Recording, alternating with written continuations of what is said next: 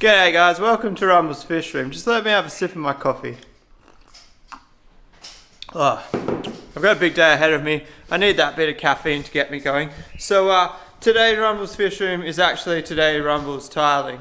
I'm going to take you through 3 steps of what I'm doing. If you're a tiler, you're probably going to cringe because I've never tiled before. I watched like about a consecutive 12 minutes of YouTube videos on how to tile. And then I just started tiling. I will admit, being a cabinet maker gives me like a massive advantage in tiling when it comes to straight lines and levels and like flushness and all that sort of jazz. Like it's my job, so it's just a different material and in a different layout. But as far as gluing down and stuff, I'm just going to show you what I'm doing. And if there is a tiler on the channel, like maybe you can tell me if I'm doing it wrong or not. But it seems to be going pretty well for me so far. I've done about 15 square meters. I've only got 100 to go. Yeah, don't remind myself that. So if I finish another 5 square meters today, I'm only doing it in 5 square meter stints, guys. Pretty much I've got a 10-litre bucket. Wow, I really should stand with my face to the light. I've got a 10-litre bucket. I'm mixing up basically 10 kilos or 10, half a bag of tile glue per session. So I'm laying half a bag at a time, which seems to be working out at 5 square meters. And that's just my way of not completely destroying my body. I don't want to do an 8-hour stint of tiling. As much as it's a rush to get the house finished, I'd rather do it enjoyably than it become a huge chore. So I've got 2 weeks off over Christmas. My plan is to pretty much do 2 hours to 3 hours a day for 2 weeks, and I think I should smash out a fair bit of the house. There is some things that we can't finish, like I can't tile the kitchen because I've got to knock that wall there out, and the kitchen's actually moving. So so the kitchen's still got lino down. The lino will actually stay there. The decision I've got to make now is whether I cut tiles to butt into that brick or whether I just leave the raw edge.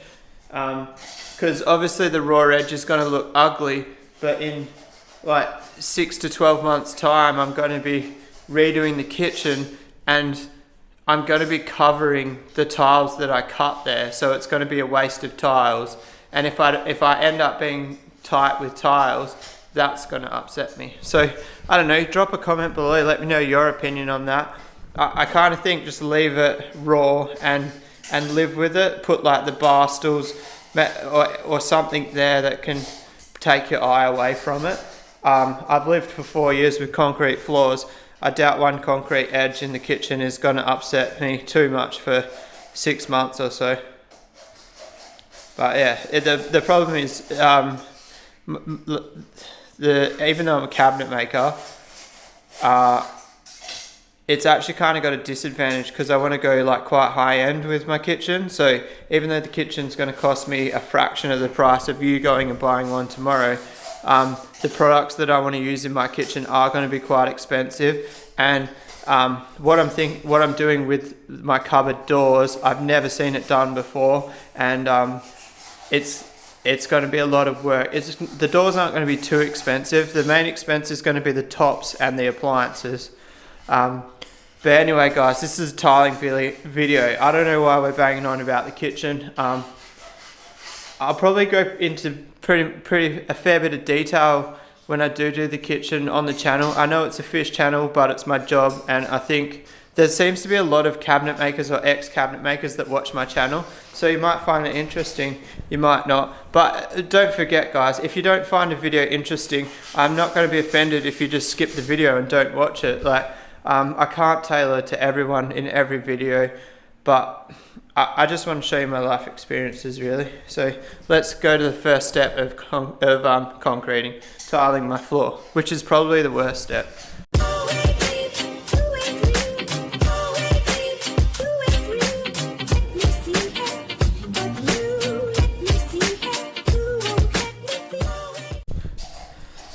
Alright, so step one, I've got a big cup disc on my grinder and I'm just going through and I'm grinding the concrete.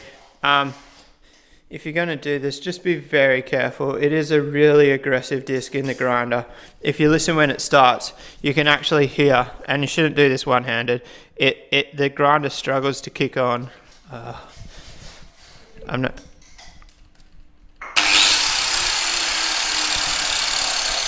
not strong enough, guys. My thumb. Oh, no. Alright, I'm going to turn it off camera because I don't want to hurt myself. Oh look, we've got a cameraman.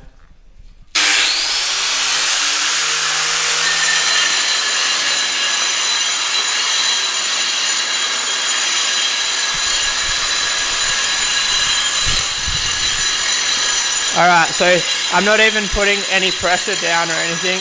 I'm just letting the grinder do the work. And I've got it wet. It's just wet enough that it's not too dusty. Yeah, it makes a mess on the walls and that, but it's cleaner than the whole house getting covered in dust. Alright, and then you got to mop the floor.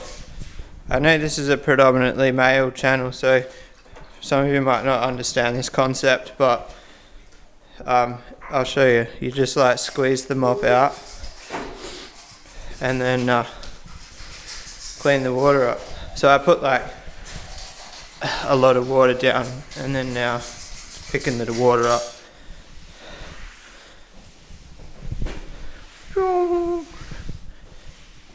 Alright, so I got my 10-litre bucket.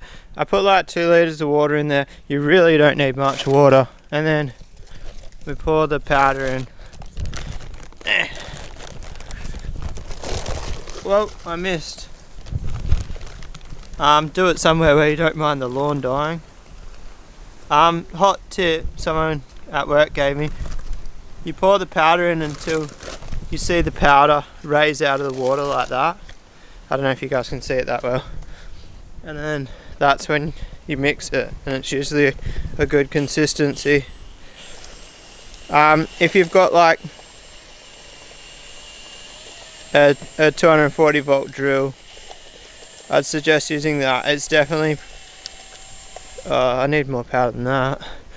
It's definitely putting a lot of strain on my 18 volt drill.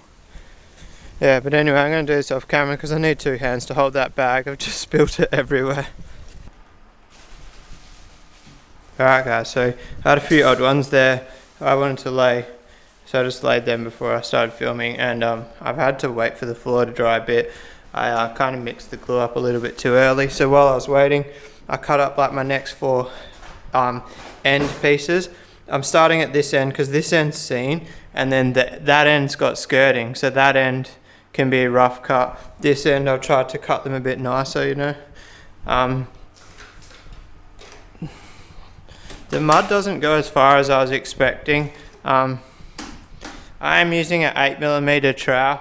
I could go smaller and I would use less glue, but for the price of glue and my skill level, I don't really want to push it.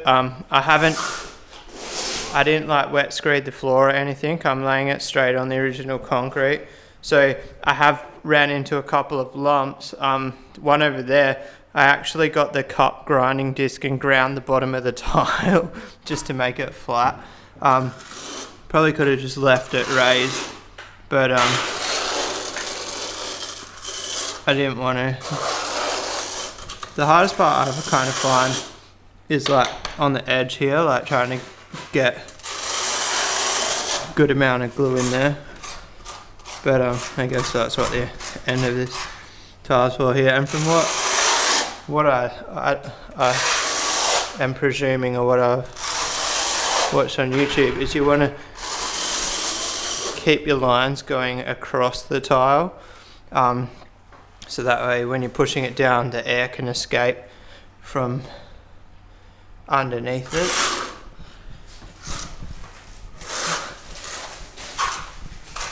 It seems pretty simple. I try try to keep the trowel on more of a flattened angle because it is a bigger groove. The less angle you have on it, or the more angle you have on it, the less glue it puts down. So then kind of put these first pieces in here, so that way I can gauge how wide I need to do the glue. And I've been working in banks of 4, so like gluing a row, that I kind of need to put that full one in there. Anyway, so like I can move these around in a minute when I turn the camera off. So I still need to go a little bit wider here to get the tile in there.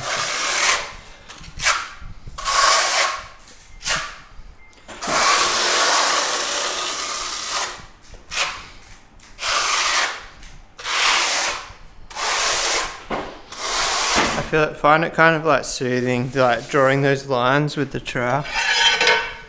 Pretty dumb, I know, but I think it's quite interesting. So then I've got the little plastic spacers. Obviously these are going to move around a bit when I put the long pieces in, but we can get a rough idea.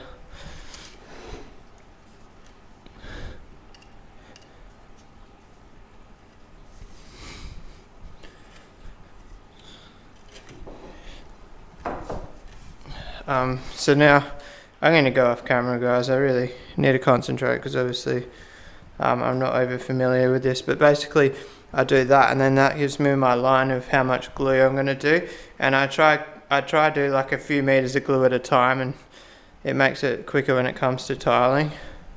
But anyway, I'll see you guys in a little bit. Alright guys, so I've picked the camera up for a couple of hours now, probably like 3. I broke my own rule. My own rule was 1 bucket of mud per session. I ended up going for 2 buckets, but it was totally worth it because I've almost finished the dining room now, so you can really start to feel like the vibe of what it's going to look like. I had to kind of stop there because if I tiled that bit there, we wouldn't have been able to get into our kitchen. So I kind of, the next session I do, I'll probably tile up to pretty close to the tank, and then from there I think I'm going to move to the hallway. So that won't be a whole session, that'll only be like half it. Oh, it might be close to a full tub. But anyway, and then the hallway is going to be fun. This is going to be the worst part. Basically, a little trick that one of the guys at work told me. I don't know if it's a good idea or a shit idea. I think it's a good idea, but getting the grinder and cutting the door frames up like 15 mil, and then just no more gapping that after running the tiles under. I reckon that's the coolest thing anybody's ever told me, because that will save so much cutting. I was going to cut around the frames. What a joke that would have been. So shout out to Kyle at work, he told me to do that.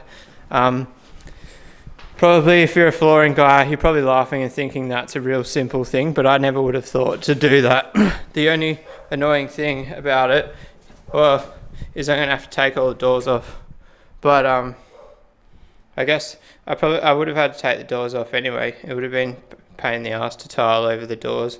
So I'm kind of thinking I'll like do like close to a meter of the hallway, move into the lounge room and do a section so that can dry, and then do like another meter, move back into the lounge room, do a section so that can dry, and then we can walk on that, and then like do another meter, then do the bedroom, and then let that dry, and then like do another meter, and then once I get to this bit here, I'll probably tile that in one hit and take my fly screen off so we can go to bed, and then the real fun's going to start when we have to start moving beds and stuff. We could probably even sleep in the spare room the day that I do that hallway. I don't know. I'll work around it. This room will be pretty easy. The only, like literally the only bit that's going to be a struggle with us living in here is this hallway here. Or the other choice I do is I tile this whole hallway there and there in one hit, take my flat screen off to get into my bedroom. That might be the better option. Drop a comment below which one you reckon I should do. So like the kind of theory between doing like a meter a day is I'm on 2 weeks holiday, so doing like a little bit at a time isn't really going to affect me, but the more I talk about that out loud, the more I don't actually like that idea. I don't know. I've got decisions to make. They're not big decisions, they're only little ones. Either or is going to work at the end of the day. But I think I'm going to wrap that one up there, guys. So this is Sunday's video. I'm sorry if it's uploaded early Monday morning. I might be running a bit late because I don't know if I'm going to have time today to upload this video, unless, well, I can upload it. Yeah, it's just going to be tough because I'm going out right now. But if it is uploaded Monday morning, I'm sorry that it didn't go up Sunday. And also, members, you'll be getting to, if it is Monday morning, don't stress, you'll still be getting your Monday afternoon video. So I'll see the members then, and I'll see the rest of you on Tuesday. If you like this video, give it a thumbs up. If you want to subscribe for more, hit the little red button. I'll see you guys tomorrow. Peace out.